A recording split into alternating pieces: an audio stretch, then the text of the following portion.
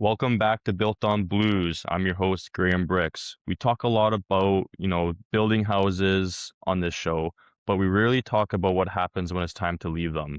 I've got Barry Gordon on the line. He's the CEO of Gordon's Downsizing and Estate Services, and he's built a machine that handles the one thing that every homeowner dreads, moving a lifetime of stuff. Barry, welcome to the show. Thanks, Graham. Good to be here. Barry, I did some digging and I saw that this company has roots going back to the 1950s with your father. Is that right? Yeah. Yeah. We started in the livestock market business. It wasn't always, that all-in-one machine with this transition. Can you take us back to where, you made that transition from traditional auction and real estate model to this fully integrated bundle services or service? What was the Sure. moment or the specific nightmare scenario that made you say, we have to do this differently? It was really more of an evolution than that. People ask me how we got here, and I tell them it was a natural evolution. Then I start at the beginning, which was livestock, and people kind of think, well, it sounds like it's a long way from livestock, but it does seem like a natural flow when you've been in the mix of it the entire time. So my grandfather, and my dad were buyers and sellers of cattle and horses. And so my dad got in the business in the 50s, horses became tractors. So they dropped out of the horses and were just in cattle, but there were too many cattle to buy because there were too many farmers that were really getting out of the business. And so in the region that we were in, it was largely a dairy industry area for as far as agriculture goes. And so people were getting out of the business. They were selling the farms, and the adult children were moving on, working in the factories and things like that. So they were selling cattle for people, buying and selling cattle, and there was too many to handle. So they built a livestock market and went to auction school. So my dad went to auction school in about 1958, and they sold cattle at auction. He built the livestock market, and then I grew up in that business. I was born in '59, and I grew up in the '60s and '70s. And by the mid '70s, I was pretty highly involved in the business of selling cattle, and we were really what we were doing is downsizing farmers. And we were selling their cows and their equipment and their farms. And then in about 1979, I went to real estate school, or maybe 1978, I guess. I turned 18 and went to real estate school, and we got married in 1979. And my wife wanted us to move urban. So we really moved on that urban track. So then we were selling out um, folks that were ready to sell their house. They decided to move to the city, move to an apartment. And so we would pull their furniture out, sell it on the lawn, then auction their house. And that was it. It was all sort of a sales business. And then over time, what happened is that the MLS activities and rules and structure got better and better in terms of communicating properties to buyers. So the auction way of doing things, which had significant advantages in the '80s and early '90s, became less advantageous because the comparative in the real estate MLS world just got better. So Yeah. because it got better, I was able to work in that particular regard, and so we dropped out of it. So that moved us in toward traditional real estate. Meanwhile, our clients needed more than just the sale of goods. They needed more than just the sale of property and the sale of contents. They actually needed what we call gap services or project management, which are things like figuring it out, planning a move, getting them packed up, getting them moved, getting them up, shipping things to relatives, providing property management for a house, getting repairs done, security checks on properties, getting lawn and snow maintenance.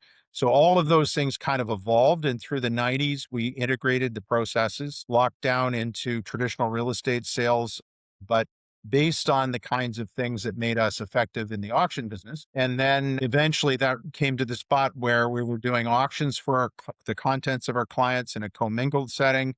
We experimented with a variety of technologies over time, and I came to the conclusion that when it came to contents, that online only was actually a more functional product for most people downsizing than any other kind of online auction. Yeah. And so we started a company called Max Sold in 2009 to solve that need, to address that need. And we combined that with what we do in terms of traditional real estate listings and managing our client through the entire transition. So that's kind of the evolution of that stuff. Graham and I can Hmm. talk to, about more details response to things you think are interesting in that. Yeah, no, that's an incredible process that you came from all the way from, were you an auctioneer yourself? Like, did you have to sell the cattle yourself, or did you just get to see the process? Yeah. That must have been Yeah. So pretty no, I've pretty been an interesting. auctioneer for many years. Yeah, yeah, I was gonna say, you have a like a quick tongue when it comes to a bit over here, a bit over there kind of thing. Yeah. Yeah. We grew up doing all that. So we can sell cattle and we can sell tractors and we can sell fine antiques. And Yeah, over the years, we've obviously sold lots and everything. lots of things. Yeah. We had a lady called one day and she said, I need to downsize. My husband's got all kinds of junk in the garage and I don't even know where to start. We got to sell his junk. We got to get rid of it. We got to sell everything in this house and we got to get our house sold and we're going to move 3 or 4 hours to be closer to our adult children. So we said, sure. So I'll come out and see us, which I did. And in the garage, her number one piece of junk was a 1967 Dodge Daytona that was kind of like a pretty neat one of those early Yeah, Mopar muscle cars, right? I think at the time we sold it for 141,000, which was kind of interesting. It's like like that's an that doesn't sound old like story, junk. but yeah, you run into lots of things. Yeah, it certainly wasn't junk, but to her, it was just an obstacle to her getting to where what she wanted to do. And her husband Yeah, was still with her. She was starting to drive a bus, and their goal, right, was to get into a different life than the one they were in right now. They wanted to hmm, get into one that was simpler, smaller, and closer to children, and that's a motivating factor for a lot of our clients today. for sure. Today, what we are is an integrated real estate and transition company. So we take on the sale of someone's home and manage every detail of their personal property. You can get them completely settled where they're going. And then we do a similar service for estates where we work for an executor. We get them appraisals on the property for probate, appraisals and contents for probate, security checks set up so that they can make sure that the insurance stays in place, give them guidance throughout the process, help them send things to beneficiaries so the right people get the right things, clear the junk and waste, organize the sale of the extra content, sell all those things, prepare the property for sale, and then eventually list and sell the house. And in our business model, we finance everything up front. So an executor doesn't have to have access to estate funds in order to exercise the process, and we'll carry them through until the closing of the property, and then we'll pull our costs at a closing and give them their net Yeah, proceeds. So it's nice and safe and secure. yeah, no, that's amazing stuff.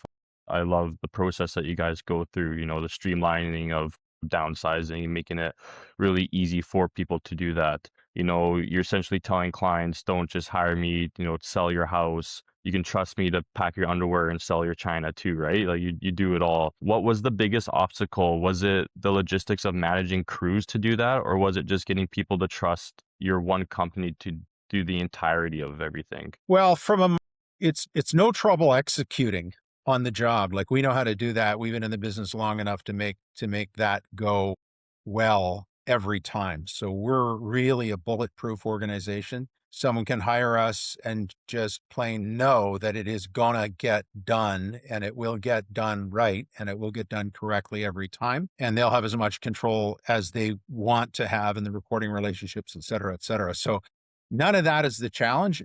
Marketing is always a challenge, and Hmm. we are the company that invented what we do. So we're the leader in the marketplace. I'm not sure how many other folks actually pursue this kind of thing that we do, but so none of that's a problem. The problem is always it's the same as for everybody, right? The problem is marketing, and marketing in many respects is being the person that's in front of whoever needs your service when they need it. And the reality is if somebody else is in front of them before they find us, then they're not going to get to us or they're not going to be able to get to our services. The For sure. number one thing we hear from people when they hear what we do, if they're in our Wish I demographic and heard you you're in a sooner. conversation and they hear what they do, I wish I heard it. I wish I knew about you guys because I just went through this 2 years ago and we hear iterations of that over and over every day. Yeah, I would like to go back to that in just a moment here, but I want to get down to, almost if you're able to share a little bit of your secret of the step-by-step process,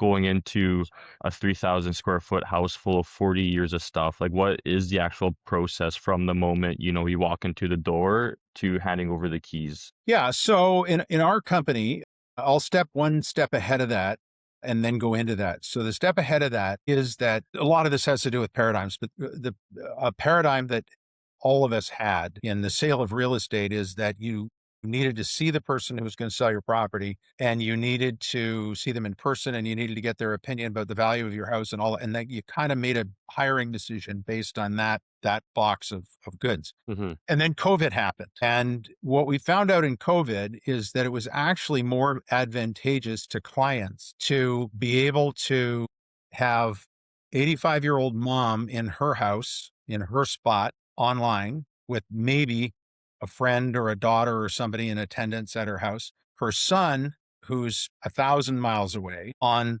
the Zoom call as well, and maybe even her lawyer or grandson, whoever else she wants to have helping her make that decision in the same conversation. So we basically moved to Zoom for the vast majority of people vetting our services and then deciding whether we are the right folks and then hiring us. So these days, the bulk of our clients hire us online because they can, and because Yeah. once you hear the detail of our process as it relates to everyone's needs that's in our demographic, most people on measure just say, hey, you know what? You're checking all the boxes. You've got everything that I want. The costs are reasonable and we want to do it. So what do we do next? So we sign agreements. So once we have a signed agreement with someone, back to your question of what do you do when you walk into a 3,000 foot house and 40 years full of stuff? And the answer really starts to become, you're going to curate a solution that's right for that client. So you're talking to that client about what's important to them. Have they decided where they're going to go? If they have, how big is that space? If we know what it is already, we're going to get a floor plan from that space. The floor plan is going to define how much room they have for the things that they're currently living with, how much room in the new place. So that'll help us help them. We'll draw a floor plan together with the things they want to keep. So we'll know exactly how much can go and make the trip. And Hmm. then for most people, then the next level is, are there other people in the family that want some of the remaining stuff? Children, nieces, nephews, whatever. And if there are, sometimes we'll facilitate the movement of that stuff to those people, or they can get it themselves, whatever our client, the 85-year-old, says that they want to happen. Hmm. And then those things are done. Now the rest of it is there. How do you deal with the rest of it? And the rest of it goes, if there's some waste, things that need to go to the bin, then we'll clear some of that. If there's a bit of stuff that needs to go to charity, we can do that. And then the rest of the stuff, we're going to sell it through an online auction. And the truth is that when you do an online auction from someone's house, it really minimizes the waste because you can sell almost anything when you can sell it from reasonably low effort. As an example, if you're going to move everything in the broom closet to some other location and sell it, well, you can't add the expenses, the $100 it takes to move it to the Yeah. $10 worth of value it is. If you're in the house cataloging, you can open the closet door and take a picture, and that's a lot in an auction, right? So if Yeah. somebody buys it, even if they pay $1 and they take it away, then you've accomplished a whole lot of things. You've Yeah. kept it out of the landfill, and somebody else do the removal. You've made your costs reasonably efficient, although there are costs in cataloging and dealing with that stuff as well. Yeah. So the point to that is that 98% of things in a house will sell. And so it provides a nice clean way to get things sold. And I can talk more detail about that as well. But basically, once the house is clear, then we have a very robust listing model that is designed for fiduciaries. So it's designed for vulnerable people and fiduciaries. So in our business, as an example, we never let our listing agent work for a buyer. So we eliminate the most common conflict of interest in the real estate Hmm. industry. We always get lots of robust information around pricing. We always make sure that we understand our sellers' goals thoroughly. We always get home inspections done ahead of time, wet inspections done, septic, well, anything that pertains to this particular property so that it's easy for buyers to understand because our agent's not also going to be a buyer agent.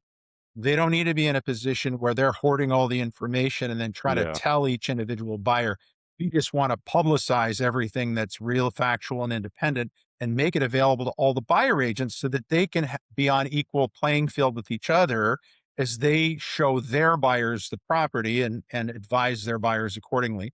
And then we always work toward goal offer times because we're always working with fiduciaries or vulnerable people, and often wants to be in a spot where they can organize their troops and be in the most confident position they can to make decisions. A lot of 85-year-olds aren't at their best decision making anymore, and they may want their daughter or their son or somebody else, a little family group, to be available for offer time. And often somebody in that loop isn't on the same time zone. And so we want to construct an organized offer program if we can, and we really drive toward that. And then, in an ideal scenario where people see an offer that they like, or even more than one offer that they like, then they're in a good position to make a confident decision, sell the property and move on. So Yeah. that's the 3,000-foot house, the 1,000-foot house, or the 1,100-foot house. Yeah, yeah. It seems like you guys got a lot of operations going on and, you have a really good system in place to, handle all of those operations. I know you've got partnerships with platforms like Estatably for the legal side, but what other tools are you using internally to, keep those options streamlined? Like, how do you ensure the packers don't show up before the auction team? So that's a true advantage of being a concierge kind of service like ours, where we're actually managing all the flow and paying the bills. So in a traditional real estate environment, even if a real estate agent is making their best efforts to dedicating themselves to working with seniors, as an example, they're still not going to be the coordinator of all those events. They're at best saying, hey, here, I know a plumber, I know a painter, I know a mover, I know. But in our case, we're actually coordinating and scheduling all those things. So Yeah, we have people that's their job. They schedule those things for the client, they book them, and then our people are on site when it happens. So when a mover comes, as an example, our people are there, and in most cases, our people are the packers and the unpackers. yeah, So if we know we're going to pack on a Wednesday afternoon, the mover's going to be there Thursday morning. We don't want them there till, let's say, 9 o'clock, whatever it happens to be. And we know exactly how we want them to load the truck. And we're telling them, our people are saying, this on first, this second, this third, this fourth, because we know how we want it to come out of the truck. And we know, what the timing is at the retirement community or the apartment, or when we've booked the elevators. And so we can make sure all of those things fall into place. And then the china cabinets get set in first, and then the boxes of the things that go in them get set next. And then, we're going to recreate the look in that china cabinet exactly the way it was in the house, mhm, so that, the person's got instant familiarity with what they know. And that, helps them in terms of being comfortable with the new space, even though it's a different space. So, yeah, of course. yeah. And I then, want to and we never have come before. Yeah. I want to you talking a lot about logistics and, having everything in place and, the process that you guys are going through. I want to talk about AI and just because, in 2026 here, 80% of businesses are now implementing AI into their systems.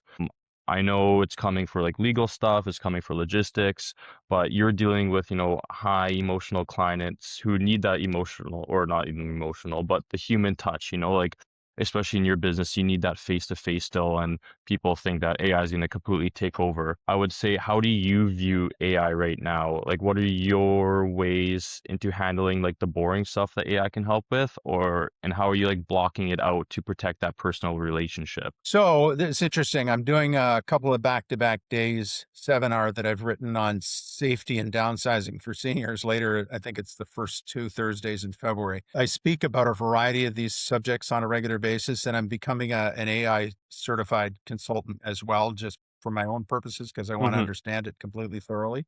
Of course. And so as a business, we use some automations, of course, and at its earliest stages, AI is really more automations than it is artificial intelligence. And then even artificial intelligence isn't really intelligence. It's the ability to process huge volumes of information to predict results based on the questions and past questions that the inventory of knowledge has.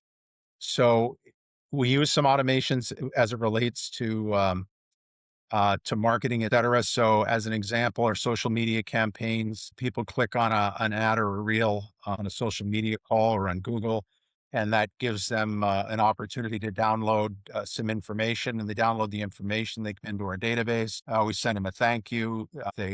If they want to book a meeting with me, they make a click and they can book a meeting, and then, or one of our staff.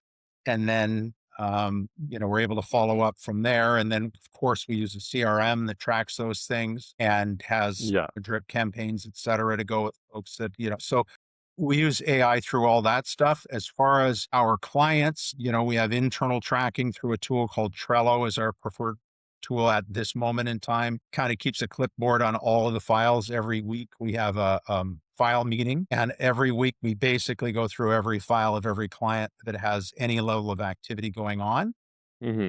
and where they are in the In continuum. the So if they're at process. those early stages, that most of the reporting on that file at that moment is going to be from our team lead when it comes to coordinating the moving and events. Hmm. At a later stage, it'll be, what's happened with the auction piece. At a later stage, it'll be, introduction to the real estate agent and, their conversation around how the conversations went in terms of property preparation and listing launch. And then we've got some back end people that are coordinating the collateral for the listing launch, for the photography and the inspections and all that kind of thing. And then they get to listing launch. And, so that's kind of the continuum, I guess you'd say, Graham. Yeah. Yeah, of course. It's a lot of moving parts for sure. Looking down the road, you've been at this for a very long time, but I would say the silver tsunami of baby boomers downsizing is just starting. What are your goals for Gordon's going into 2026? Are you looking to, move this model across the country, or are you doubling down on the technology side of things? So our plans for growth this year are reasonably modest. They're in the 20% range, and they've been that range kind of consistently for the last few years. The market is really, really big. And so for us, we want to gain more market penetration so that we're able to talk to the folks that need us the most, Mhm. that are as clear-minded as they can be about needing us the most. When I say that, like, there are thousands and thousands of people that need what we do. We know that by the early conversation that we had about the, I wish I knew about you earlier. Yeah, of course. And then when it's coming up to need, even when a client is at need and they want to do something, there are a number of things going on in their life at the time, and many, many complexities that put them in a spot where they may or may not choose to hire us. Often they'll have family members that have their own agendas that are a little inconsistent with having a really efficient downsize for mom. There are all kinds of reasons why families have different agendas, and I always say that there are good supporters with good intentions and good advice for mom. There are good supporters with good intentions and bad advice for mom, and they are nefarious folks with bad advice for mom. And they all come looking like somebody that's good, right? Because Yeah. nobody walks in with a badge and says, I promise to be wrong, or I promise to undermine this operation. So, but collectively, people, come to, what's the right thing. And our goal is to just increase our awareness so that people are aware of the option, so that they know that they don't have to go the fragmented route. We Yeah. we talk a lot about real thing that we've revealed in the last 30 years is that the hardest part of downsizing is what we call project management. It is the process of figuring out what needs to be done, figuring out what the right players are, how it can all come together, and how it can just be a nice, smooth result. So the project management piece is the toughest piece, but there's no paradigm in North America, as far as I've seen, for somebody who wants to pay what that's worth, because it's Yeah. worth more than the real estate sale, and it's worth more than the packing, and it's worth more than the sale of the contents. It is the highest value piece because it's the piece that's going to make sure it gets everything done right. And it's the piece that's going to keep mom healthy, because the goal at the end of the day for the client is to have the healthiest, most successful downsizing that they can possibly have. They want to get through downsizing in a way that's the lowest amount of stress, because stress eats away and exacerbates health problems, in particular mental health problems. And so we want our clients to be healthy, and we want clients that want that for themselves, understand that that's what they want, and, engage us, and we'll help them through. Like, we're good at, we got mediation background, appraisal background, content sale background, real estate sale background. Like, really, we've seen everything in this scope, Yeah. so we can get people through. But we don't want to fight with people that are that sort of thinking this might be the right thing. You know, there are thousands of people that if they knew there was an integrated, easy option, that would be 100% the thing that they want to do. And those are the folks that we want to know about us. We just want them to know so that they can Yeah. have a look at us, before they make a decision otherwise. Yeah, of course. I just want to say this has been really incredible, really insightful information you've been giving us. You obviously been in the industry for a very long time, so you know exactly what people need. Before we wrap up, I just want to ask for the person listening who has that crazy idea, maybe they want to disrupt a dusty old industry. What advice would you give them if they are standing on the edge, scared to take their first step as an entrepreneur? As an entrepreneur, let me come to that question. Let me give you one more small piece of the rest of the answer because I got Yeah, realizing when I said project management. So project management is the issue. That's the thing to hire for. So in our model, because we sell the real estate, because our real estate agents are on staff, we can provide project management for free. So that's the magic in our business is that they can get the very hardest thing done for no charge, but it is an integrated real estate option. So it's not the thing where you can hire us to do all of the hard work and then have a real estate agent charge, their commission and do the yeah, rest because ours is based on the core piece of funding.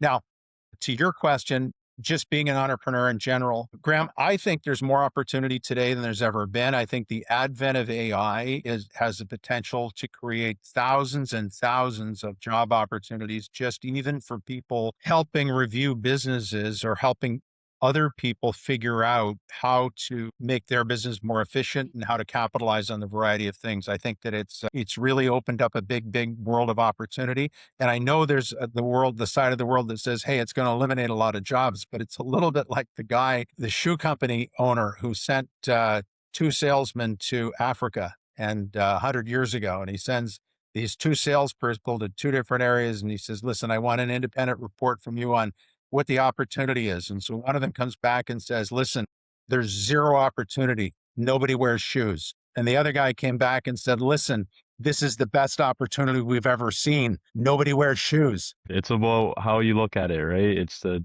half glass full or half glass empty, right? Well, Barry, I just want to say that was incredible. Really solid advice there. Where can people find you if they need help downsizing, or where do you want to see how can people find you to see how you guys operate?